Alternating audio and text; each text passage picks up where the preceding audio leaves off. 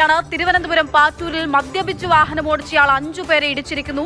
സ്കൂട്ടറിൽ പോവുകയായിരുന്ന 2 പേരെയും വഴിയിൽ നിന്ന് 3 പേരെയുമാണ് കാർ ഇടിച്ചത്. കാർ ഓടിച്ച പൂജപ്പുര സ്വദേശി ഭരത് കൃഷ്ണനെ പേട്ട പോലീസ് കസ്റ്റഡിയിലെടുത്തു.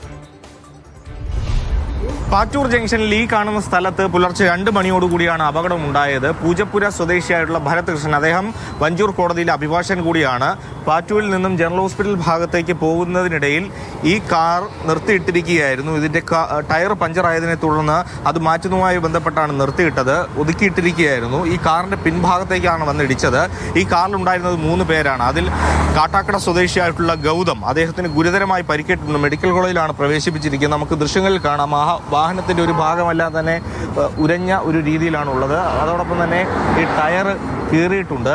ജനറൽ ഹോസ്പിറ്റലിൽ ഉണ്ടായിരുന്ന സുഹൃത്തിനെ കണ്ട ശേഷം, ചികിത്സയിലുള്ള സുഹൃത്തിനെ കണ്ട ശേഷം പാറ്റൂർ ഭാഗത്തേക്ക് ചായ കുടിക്കാൻ എത്തിയതാണ് ഈ കാറിലുണ്ടായിരുന്ന യാത്രക്കാർ.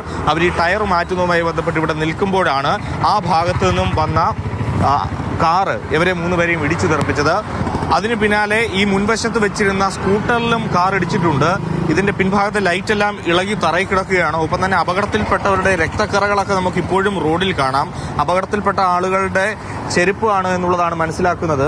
ശബ്ദം കേട്ട് ഞങ്ങൾ പുറത്തു വരുമ്പോഴത്തേക്കും ഇവിടെ ഒരു 5 പിള്ളേർ, അതൊരു 20-25 വയസ്സ് വരുന്ന ഒരു 5 പിള്ളേരെ ഇവിടെ കിടക്കുകയാണ് റോഡിൽ.